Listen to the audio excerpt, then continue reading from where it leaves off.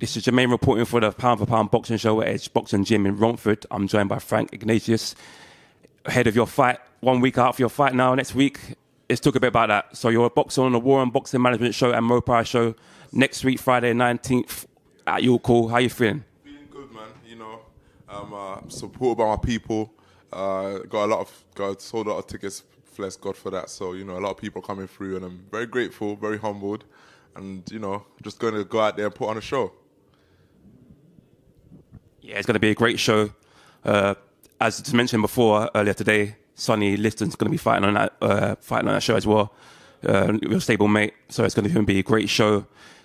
Obviously, you made your debut a while ago now. 1-0, looking to get back out there again now, get a couple of rounds in and get a win and just push on.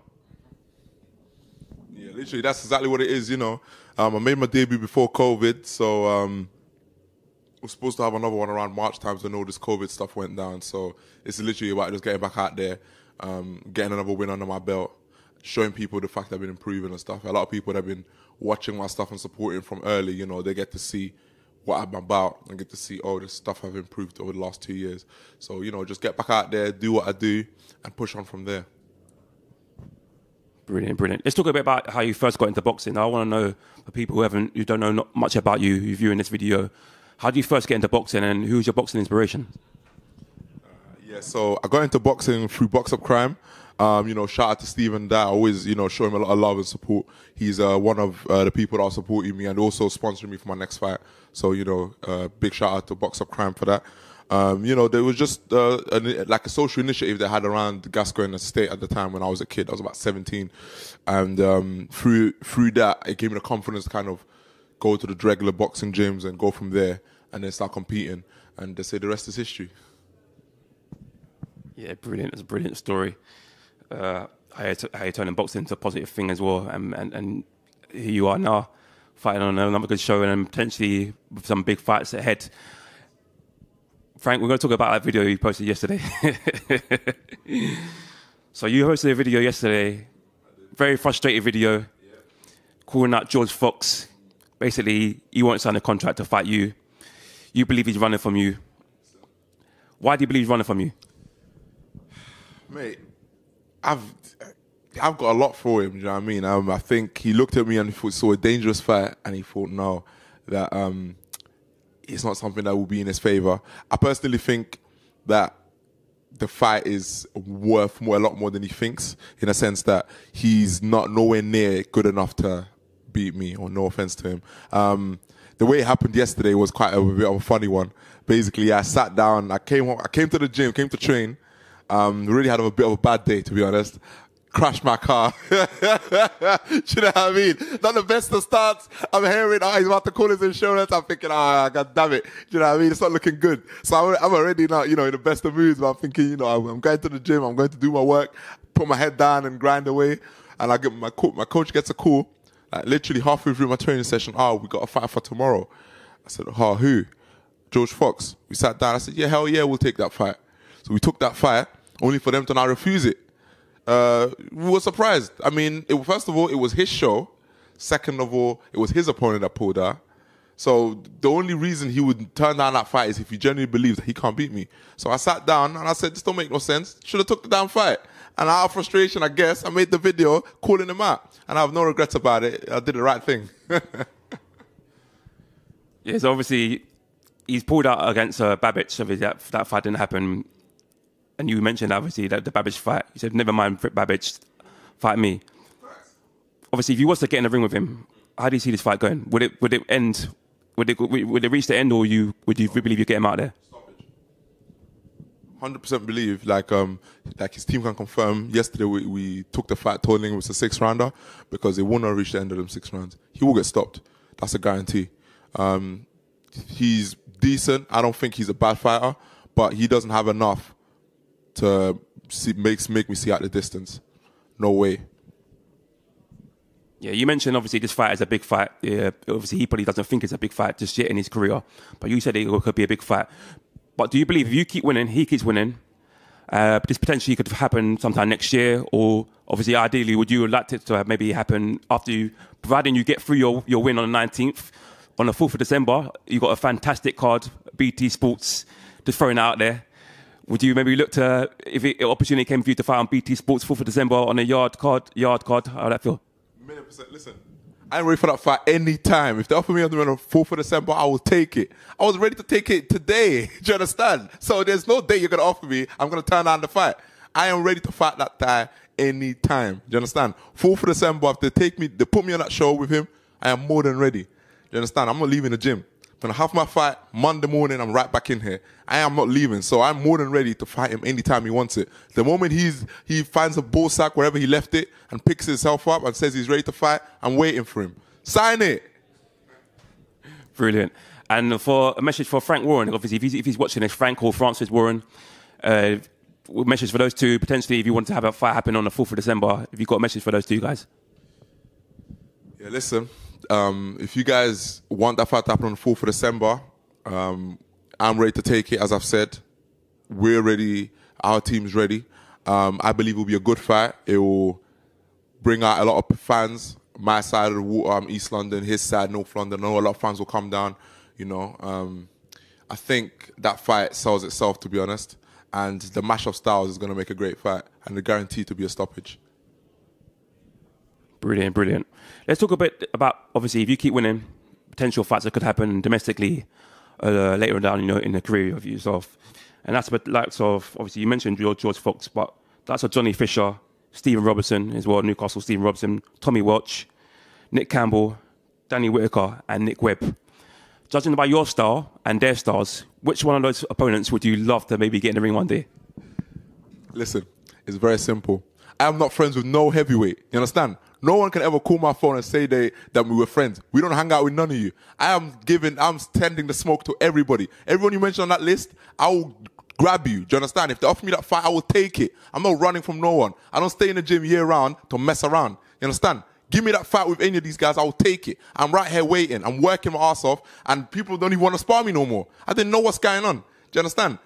First of all, people are eager to spar me. Now they don't want to do that no more. People act like I don't exist. I'm right here. Do you understand? So any of these heavyweights you mentioned that are supposedly making noise around, I'm more than ready for any of them. Brilliant, brilliant. Let's talk a bit about a fighter who's very active on social media, American fighter. He's called out a lot of British fighters. Obviously, he's supposed to fight a couple of years ago against Dave Allen, didn't happen. And that's Chris Lovejoy. Chris Lovejoy is very vocal. He called out Johnny Fisher. I called out a list of names of fighters recently. Babbage, even Dave Allen again. Is that a future fight you would love to have? Obviously, if you keep winning, you get off to a good start next week, get a couple of fights under your belt. You and Chris Lovejoy, was that a fight would you potentially love to have? 1,000,000%. I would take that guy and snap him like a twig. He's nothing. You know what I mean? He's here making noise, but I've not seen nothing to be impressed about from his boxing. Do you know what I mean? So he looks more like an overgrown teddy bear. I'll definitely have him. Did you watch his fight against Manuel Shah? What did you think of that fight? Obviously, he come up short in that fight. What do you think of his performance? I didn't see the whole fight, to be honest. I saw bits of it. I don't really pay too much attention to other people's fights. I was busy in the gym doing my own thing. But the little bits I did see here and there, he didn't seem that his actions matched up to his words. He talks a lot, talks a good game. But the little boxing I saw, it was nothing to give anyone sleepless nights, to be honest. Great. Let's talk a bit about your stablemates. You got a stablemate in Hara Davies who's fighting in 2 weeks' time in Dubai. Massive fight against a very, very recognised fighter. He's been in there with some top names along his career. How confident are you that O'Hara's going to go over there, do the business, and push himself up there to maybe fighting for a world title next year? I think he'll more than do the business. We've shared the gym together now for almost a year. It's been a blessing working with him, seeing the dedication and the work that he puts in the gym. I think behind the closed doors, people don't realize how dedicated he is. You understand? And I think the level of work that he puts in, he's more than ready for a world title. I think when the time's right, they're going to give him the right fight, and he's more than confident of winning. I have no doubt in my mind. Fantastic. Another fighter, Sonny Aliaston, he's fighting next week, making his pro debut on the same card as you. Fantastic talent. Great amateur background as well. He's making his debut. How far can you see him going, and how excited are you for him to make his debut next week? I think he's an old fighter that I share the gym with. That again, it's a blessing. I like how he works. I think a lot of people are going to see something special this weekend with him. The way he puts certain shots together is very. It's almost picturesque, you know. I think the art of boxing, it's very underrated nowadays. Everyone likes to just see certain things and maybe likes a bit of a chin wag or whatnot. But when I look at him fight, I like just sitting down and watching it, you know. And I think people are going to really be impressed with him. And he's another fighter that I think can go all the way. Great. Let's talk a bit about your coach, Will Jones, doing a great job of all these, you and yourself and all your stable mates.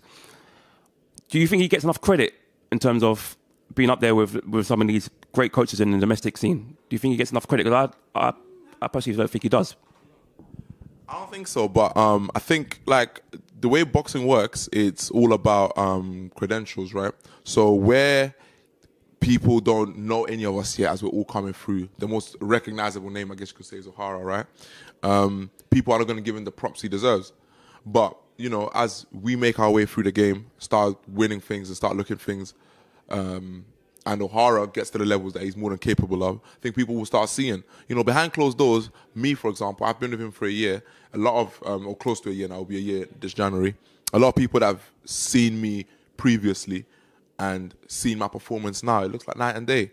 You know, and a lot of credit has to be given to Will for the time he's put into me, for the time the whole team's put into me. You know, John plays a big part as well. Sonny Upton plays a big part. And, you know, I think together we got the recipe. And one thing I'm really, you know, what I like about the gym is they tailor it to the fighter. All of us got different styles. Me and Sonny and O'Hara, none of us fight the same. We don't even fight similar. You know, we like to get the job done in different ways. But they tailor their training to fit us as individuals, as opposed to giving us all a cookie cutter approach and making all of us fight the same way, because that wouldn't work, you know. So yeah, you'll definitely get his props as time goes on. As they say, it's a marathon, not a sprint, so time will show the real. Yeah, 100%. Like I said, I'm a big fan of his. Terrific trainer. I believe he's going to go far in the sport. He's going to be recognised along with some top names in the UK. Let's talk a bit about the heavyweight division. You've got likes of Tyson Fury, Anthony Joshua, Deontay Wilder, Dillian Whyte. Let's talk a bit about Dillian Whyte. Obviously, he's going to be mandatory now for Tyson Fury's world title next year. Just talking about Tyson Fury potentially having 30 days to come through with a deal to fight Alexander Usyk, or he's going to have to fight that. He's going to have to take that fight and fight Dillian Whyte. If that fight gets made, how do you see it? How do you see it going? I think Dillian Whyte is a dark horse in the division. He's being overlooked, I think, by a lot of guys.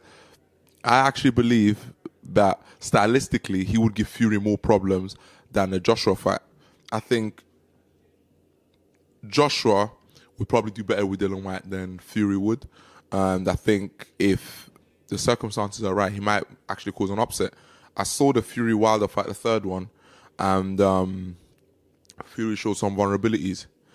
As much as the fight was entertaining, and I loved it, you know, I was watching as a fan, blood and guts. We loved the war, loved to see the heart of both men. But Fury showed vulnerabilities, and Dillian Whyte is someone that I know if he smells blood, he's a finisher. So, you know, it can go a lot more different than people think. 100%. Another one I'm mentioning is Anthony Joshua. He come up short in his defence of his world titles against Alexander Usyk. Rematch, they're saying sometime next year. He's come out and done an interview with IFL, very vocal, and it seems like he means business. Can you see it being repeat or revenge in a rematch? I'm always going to root for the homegrown, so I'll root for revenge for sure. I'm a fan of his, but I just think, you know, I know he's made some decisions in terms of changing coaches and doing this and doing that. I think the problem here wasn't a coaching thing, because it wasn't. There's no coaching that he's going to get at this point in his career that will change him as a fighter. You understand? He's had success fighting a certain way for many, many years. You're not going to change a man who's had success doing something all of a sudden. No, it's not going to happen. But I think the real problem here and the root of the issue is him and his team making the right the right game plan and making the right decisions during the fight. You know, if there had been some urgency, maybe the fight wouldn't have gone the way it done. I can't imagine Joshua, with the prideful man that he is, someone telling him, listen, you're losing the fight, wake up. I can't imagine he would just sit there and let the fight slip away from him. So the biggest change I think he would have to make is maybe get one voice in his corner that he listens and trusts, and someone that will give him the real, tell him the honest truth. I think he had that with Rob McCracken. I don't know if he could find that so short notice with anyone else, but I wish him all the best. Yeah, that's going to be a great fight either way when it does get made. To go a bit about yourself, I want to say you've got a message for your fans, people who are going to be paying for tickets to watch you fight next week. What do you say to the fans who are coming down to watch you fight next week in your call? I'm overwhelmed and very grateful for the support. It's been 2 years since I last fought, but there's been a lot of people that have been messaging me, DMing me, grabbing tickets off me, and I just can't wait to see it. And I'm very grateful. Come down. I promise it's going to be an explosive night, and it's going to be a stoppage. The man's not looking to see the end of the fight. I promise that. Brilliant. Frank, pleasure sitting down and chatting with you today. Looking forward to seeing you fight next week. I'll be there. So, yeah, looking forward to seeing you there, man. And thanks for your time, man. Take care now. Thank you.